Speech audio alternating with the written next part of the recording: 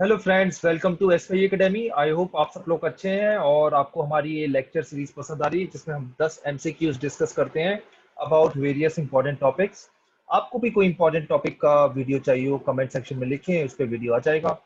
Friends, इस video में हम पॉलिटी पे थोड़ा डिस्कस करेंगे। बड़ा इंपॉर्टेंट टॉपिक है MCQs on sources of the constitution. मतलब क्या है कि हमारे कॉन्स्टिट्यूशन में काफी सारी चीजें कई डिफरेंट डिफरेंट कॉन्स्टिट्यूशन से उठाई गई है, डिफरेंट डिफरेंट कंट्रीज के कॉन्स्टिट्यूशन से। ठीक है, तो अब आपको बताना होगा depending on the different questions कि कौन सी चीज किस कॉन्स्टिट्यूशन से उठाई गई है। Britain, USA, Japan, Russia, right. There are several countries, बहुत सारे कंट्रीज है, राइट। और आप अपना स्कोर कमेंट सेक्शन में लिखना ना भूलें। वैसे तो देखिए फ्रेंड्स, ये टॉपिक कंपेरेटिवली इजी है अगर एक बार पढ़ लें। इसमें इशू क्या रहता है? इशू ये रहता है कि कंफ्यूजन हो जाता है, ठीक है, कि कौन सी चीज कहाँ से उठाई गई, कंफ्यूज हो जाते हैं। ये वीडियो देखने के बाद वो कंफ्यूजन पूरी तरीके से दूर हो जाएगा, राइट। और मैं आपसे रिक्वेस्ट करूंगा इस वीडियो को एटलीस्ट 3 बार देखें, 3 बार। स्पीड बढ़ा के देख ले, 3 बार देख ले, ठीक है, जिससे आपका पूरा कंट्रोल हो जाए इस सब्जेक्ट पे, वरना बड़ा कंफ्यूजिंग है। चलिए बिगिन करते हैं। सबसे पहले क्वेश्चन आसान है, ठीक है, आसान क्वेश्चन दे दिया, इसका मतलब ये नहीं आगे भी आसान आएगा। DPSP, directive principles of state policies have been borrowed from which constitution? British, irish, Australian, Japanese. चार है ऑप्शन दे रखे हैं। ये क्वेश्चन गलत नहीं होना चाहिए। ये अगर गलत है तो बड़ी मुश्किल चीजें हैं, बड़ी मुश्किल है, पढ़ाई थोड़ी मेहनत और करनी पड़ेगी, ठीक है। ये वाला क्वेश्चन गलत नहीं होना चाहिए। हाँ, अगर कोई पहली बार इसे पढ़ रहा है तो अलग ही बात है, फिर तो पता ही नहीं क्या बता सकते हैं, ठीक है। तो फ्रेंड्स, इसका आंसर है Irish constitution, directive principle of state policy Ireland, Ireland Irish constitution से उठाया गया है। याद रख लो इसे दिल में बसा के। स्टेट पीसीएस में तो आते ही रहता है, एसएससी एग्जाम में हर बार आते ही रहते हैं, ये क्वेश्चन बड़ा इंपॉर्टेंट है। अब क्वेश्चन टफ हो गया, बहुत ही ज्यादा टफ है वैसे तो, सही बताऊं तो। The provision of suspension of fundamental rights during emergency has been borrowed from. तो आर्टिकल आर्टिकल है 352, है ना, उसके हिसाब से नेशनल इमरजेंसी लगा दी जाती है। फिर कुछ कुछ आर्टिकल पढ़े होंगे नेशनल इमरजेंसी, ठीक है। उसके बाद कुछ कुछ आर्टिकल पढ़े हो आपने 358, 359, ये दोनों आर्टिकल पढ़े होंगे 358, 359। इनके हिसाब से वेरियस फंडामेंटल राइट सस्पेंड हो जाते हैं, राइट। ये चीज है हमारे कॉन्स्टिट्यूशन में या नहीं है? ये चीज आपको पता होनी चाहिए पहले तो, ठीक है। अब ये क्वेश्चन पूछ रहे हैं ये चीजें कहाँ से उठाई गई हैं। गवर्नमेंट ऑफ इंडिया एक्ट 1935 से, ब्रिटिश कॉन्स्टिट्यूशन से, यूएसए कॉन्स्टिट्यूशन से, वाइमर कॉन्स्टिट्यूशन ऑफ जर्मनी से। तो वाइमर रिपब्लिक की अगर आपने पढ़ा हो वर्ल्ड हिस्ट्री के बारे में, जो अच्छे, जिन्होंने अच्छे से पढ़ी है वर्ल्ड हिस्ट्री, वो बता सकते हैं कि वाइमर रिपब्लिक हुआ करती थी, हिटलर ने साफ कर दी थी वाइमर रिपब्लिक, ठीक है। तो फ्रेंड्स बताइए इसका आंसर क्या है? आंसर भी वही है, वाइमर कॉन्स्टिट्यूशन ऑफ जर्मनी। यहाँ से उठाया गया है suspension of fundamental right. Word पे ध्यान दो, suspension of fundamental right during emergency. Emergency को यहाँ से नहीं उठाया गया, suspension of fundamental right during emergency. फिर से बोल रहा हूँ, इमरजेंसी को यहाँ से नहीं उठाया गया, suspension of fundamental rights during emergency. आंखें खोल के क्वेश्चन पढ़ना होगा पॉलिटी का, वरना मिस्टेक हो जाएगी। अब ये थोड़ा सा अलग सा क्वेश्चन आ गया। Which of the following has not been borrowed from British constitution? तो ब्रिटिश कॉन्स्टिट्यूशन से आए ऑलमोस्ट सब कुछ ही उठा रखा है।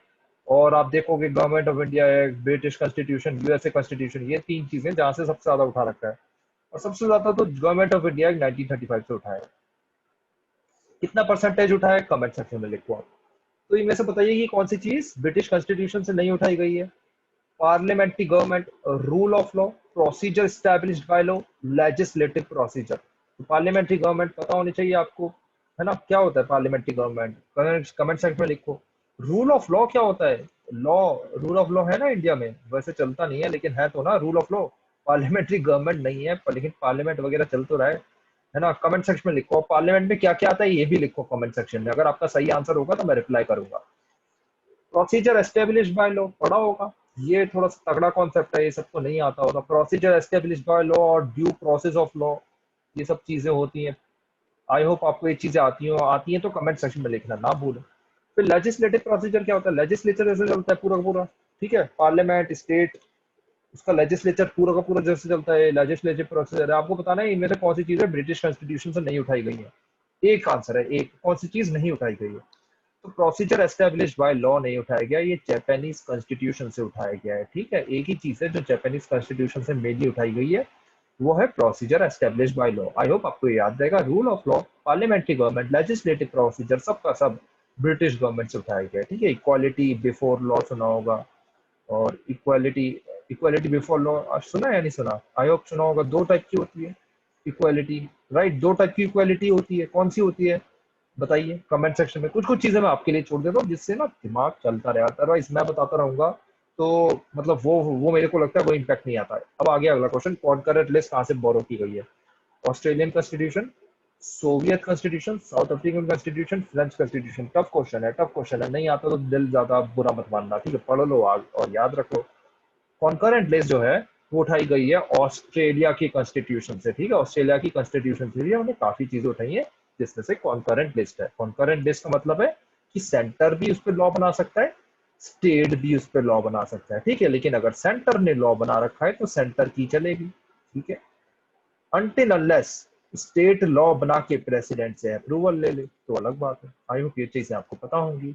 तो कॉन्करेंट लिस्ट का मतलब ये है। कॉन्करेंट लिस्ट में कितने सब्जेक्ट्स हैं ये आप बताओ, और किस शेड्यूल में मेंशन है?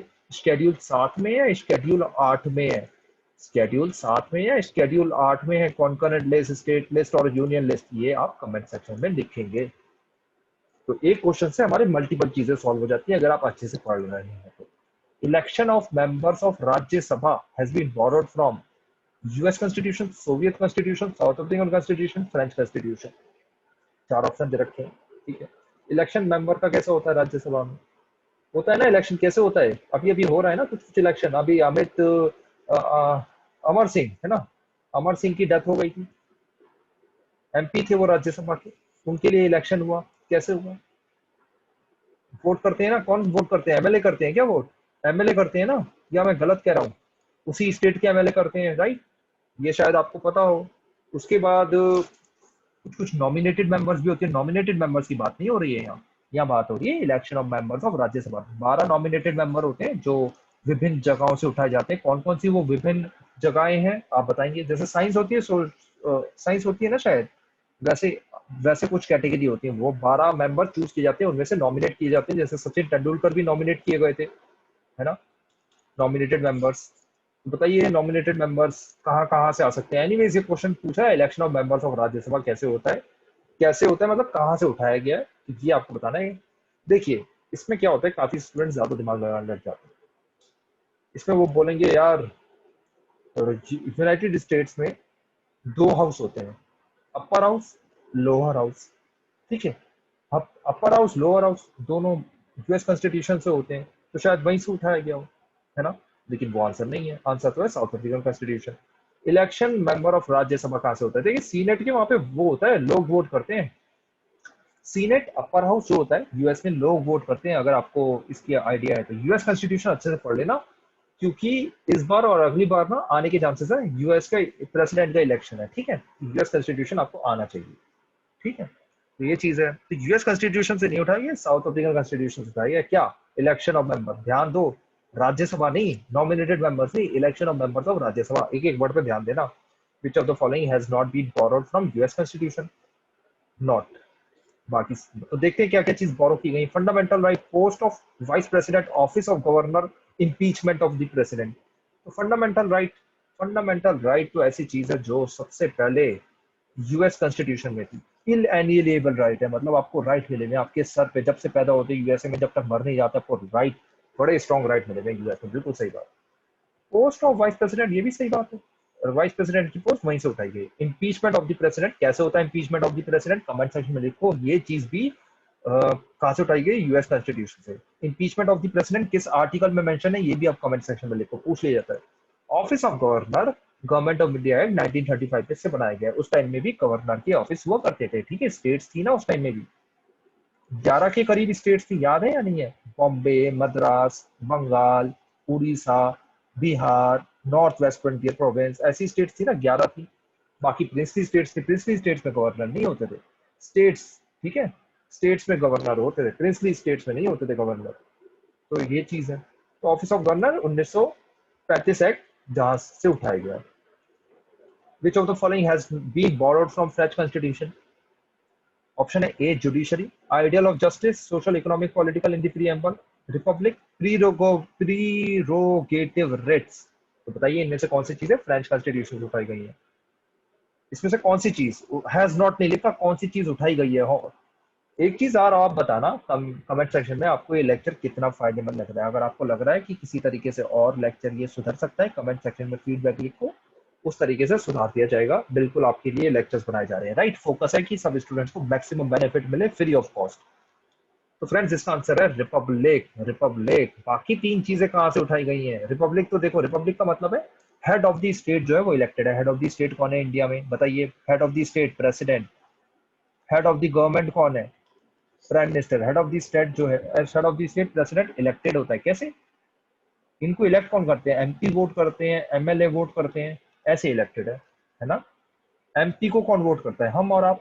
एमपी को कौन वोट करता है? हम और आप। जब लोकसभा के इलेक्शन होते हैं एलएस। एमएलए को वोट कौन देता है? हम और आप। कब? जब लेजिस्लेटिव असेंबली के इलेक्शन होते हैं। जैसे आप दिल्ली में रहते हो, तो दिल्ली में जब मोदी जी जीते थे 2019 मई में, उस टाइम में इलेक्शन हुए थे। 7 सीट्स हैं। कुछ लोगों को कंफ्यूजन हो जाता है, इसलिए मैं क्लियर रखता हूँ, बिल्कुल क्लियर होनी चाहिए कॉन्सेप्ट। एमएलए 70 सीट्स है जैसे दिल्ली में, जिसमें केजरीवाल जी जीते थे फरवरी में, है ना, फरवरी 2020 में। तो उसके लिए हुए थे। सबकी कंस्टिट्यूएंसी अलग अलग होती है। एमपी की कंस्टिट्यूएंसी अलग है। जैसे दिल्ली है, दिल्ली को 7 पार्ट्स में डिवाइड कर दिया, ये एमपी की हो गई। और इसको छोटे छोटे 70 पार्ट्स में डिवाइड कर दिया, वो एमएलए की सीट्स हो गई। लेजिस्लेटिव असेंबली, और एमपी मतलब पार्लियामेंट। आई होप कॉन्सेप्ट बिल्कुल क्लियर हो रहे होंगे। अब एक अच्छा स्टूडेंट जो भी है, मुझे बताओ जुडिशरी कहाँ से उठाया गया है, आइडियल ऑफ जस्टिस कहाँ से उठाया गया है, प्रीरोगेटिव रिट्स कहाँ से उठाए गए हैं? इस पे थोड़ा सा कंफ्यूज हो जाओगे, ठीक है? बाकी तो दोनों आसान है कंपेरेटिव। चलिए आगे बढ़ते हैं। Which of the following has not, word पे ध्यान दो, सब क्वेश्चन अलग अलग है, has not been borrowed from Canadian constitution? Appointment of state governors by the centre, vesting of the residuary powers in the hand of centre, freedom of trade, federation with strong centre. मैं आपको एक hint दे देता हूँ समझने के लिए। Canadian constitution जो है ना, उससे हमने फेडरेशन का मॉडल उठाया गया है। फेडरेशन, जैसे सेंटर और स्टेट के रिलेशन होते हैं। फेडरेशन मतलब स्टेट्स, फेडरल होती है ना, फेडरल। फेडरल हमारा कंट्री वैसे क्वासी फेडरल है। हमारा कंट्री जो है फेडरल नहीं है, क्वासी फेडरल है। क्वासी फेडरल वर्ड कॉन्स्टिट्यूशन में मेंशन नहीं है, लेकिन एनालाइज करके निकाला गया, एनालाइज करके। हमारा जो आप ये, अब तो मैं आपको क्या समझा रहा हूँ, कैनेडियन मॉडल से क्या हमने उठाया गया? फेडरेशन का मॉडल। यूएसए से आप कह सकते हो हमने फंडामेंटल राइट्स उठाए गए हैं। हमने, आप कह सकते हो कि भैया ये प्रेसिडेंट वाइस प्रेसिडेंट की चीजें हैं, ठीक है, ये सब चीजें उठाई गई हैं। ब्रिटेन से तो ऑलमोस्ट सब कुछ ही उठाया गया, पार्लियामेंट्री सिस्टम, कैबिनेट वगैरह, ठीक है। गवर्नमेंट ऑफ इंडिया एक्ट से अलग अलग चीजें, गवर्नमेंट ऑफ इंडिया एक्ट से अलग अलग चीजें, जैसे ऑफिस ऑफ द गवर्नर है ना, वो सब चीजें। तो कैनेडियन से हमने फेडरेशन, तो अब हिंट मिल गई, आप थोड़ा सा सॉल्व करने की कोशिश करो। Appointment of the state governors by the centre, हाँ जी ठीक है, स्टेट गवर्नर को अपॉइंट करता है ना centre. Vesting of the restorative powers in the hand of the centre, पता है ना। Union list, state list, concurrent list, जो भी इन लिस्ट में नहीं है, वो उसको रेसिडुअरी पावर बोला जाता है, वो सेंटर के हाथ में होती है। जो भी यूनियन लिस्ट में नहीं है, स्टेट लिस्ट में नहीं है, कॉन्करेंट लिस्ट में नहीं है, वो रेसिडुअरी पावर है, वो इन दी हैंड ऑफ सेंटर है। फिर फ्रीडम ऑफ ट्रेड, ये थोड़ा सा अलग हो गया। फेडरेशन विद स्ट्रॉन्ग सेंटर, जैसे इंडिया में, तो ये भी कैनेडियन से उठाया गया। तो फ्रीडम ऑफ ट्रेड जो है वो कनाडा से नहीं उठाया गया। देखो ये उससे लेना देना नहीं है ना, फेडरेशन से। ऐसे याद कर सकते हो, फेडर और ये तीनों फेडरेशन से लेना देना है। तो ये जो है, ये मैं आपको समझा रहा था। Freedom of trade Australian constitution से उठाया गया, याद रखिए। अब आ गया, which of the following has not been borrowed from government of India 1935? Federal scheme क्या यहाँ से बोरो की गई है?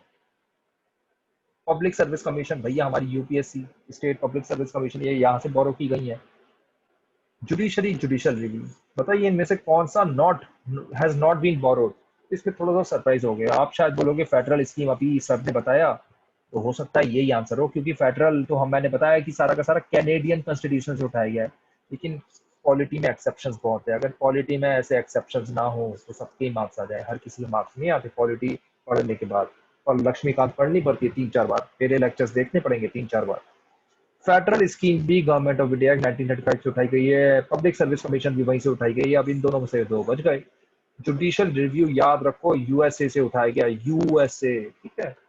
तो judicial review US constitution. Judicial review क्या होता है? मतलब कोई भी लॉ बनाया पार्लियामेंट में, जैसे फार्मर एक्ट बना रहा है आजकल पार्लियामेंट, है ना, जुडिशरी कह सकता है भैया ये आपने एक्ट जो बनाया है ये वैलिड नहीं है, this is against fundamental right, इसको नल एंड वॉइड कैंसिल कर सकता है, जैसे national judicial appointment appointment commission को कैंसिल कर दिया था जुडिशरी। ठीक है, और भी चीजें, कोई भी लॉ को कैंसिल कर सकता है जुडिशरी, जिसी को बोलते हैं जुडिशियल रिव्यू। ठीक है, अपनी पावर्स को भी रिव्यू कर सकता है। लास्ट क्वेश्चन आ गया, ये थोड़ा सा आसान है और बड़ा इंपॉर्टेंट है। फंडामेंटल ड्यूटीज कहाँ से बोरो की गई है? US constitution, Soviet constitution, South African constitution, Japanese constitution, कहाँ से बोरो की गई है? बोरो हमारे कॉन्स्टिट्यूशन में। अब आप बोलोगे सब कुछ ही चोरी कर लिया। अब देखिए, भारत आजाद हुआ 1947 में, तब हमारे पास रेडीमेड मॉडल थे बहुत सारे। आप बोलोगे इनमें दिमाग नहीं था, काफी लोग कहते हैं भैया इनमें दिमाग नहीं था, हमारे जो कॉन्स्टिट्यूशन मेकर्स थे सब कुछ चोरी करके लिया इधर उधर से। ऐसे नहीं होता भैया। बात यह है कि तब तक सारी चीजें बन चुकी थी दुनिया में, और उन्होंने क्या कहा, इंडिया के हिसाब से जो बेस्ट है वो उठाया इन्होंने। अब आप देखो 1947 से 2020 आ गया है, हमारा देश चल रहा है। ठीक है, ऐसे देश को चलाना आसान नहीं है, जितना विभिन्न डाइवर्स देश है हमारा, ऐसे चल रहा है तो अच्छा चल रहा है। ठीक है, एनीवेज, तो उस डिबेट पे हम नहीं जाते, वो तो मेंस पॉइंट ऑफ व्यू से कभी डिस्कस करेंगे। ये बताइए फंडामेंटल ड्यूटीज कहाँ से उठाई गई? फ्रेंड्स इसका आंसर है सोवियत कॉन्स्टिट्यूशन। सोवियत, अब रशिया, सोवियत कॉन्स्टिट्यूशन। तो फ्रेंड्स फाइनली ये हमारा लेक्चर खत्म हुआ। अपना स्कोर लिखो, आउट ऑफ 10 कितना आया, इंप्रूव करने की कोशिश करेंगे। आप टेलीग्राम ग्रुप ज्वाइन कर सकते हो, आप हमारा हिस्ट्री वाला बड़ा पॉपुलर है, बड़ा पॉपुलर है, काम की चीजें आती रहती है वहाँ पे। और आप चाहो तो हमारा फेसबुक पेज भी लाइक कर सकते हो, वहाँ पे भी इंपॉर्टेंट चीजें आती रहती हैं। और जो भी प्लेलिस्ट है, प्रीलिम्स बूस्टर करके प्लेलिस्ट है, प्रीलिम्स बूस्टर, ये प्लेलिस्ट ना थोड़ी सी देख डालो पूरी, मजा आएगा। काम के क्वेश्चंस हैं, ठीक है, काम के क्वेश्चंस है, देख डालो सारे क्वेश्चंस। ठीक है, और मार्क्स आएंगे फिर बढ़िया। और चलिए, टेक केयर और अपना ख्याल रखना। Good night.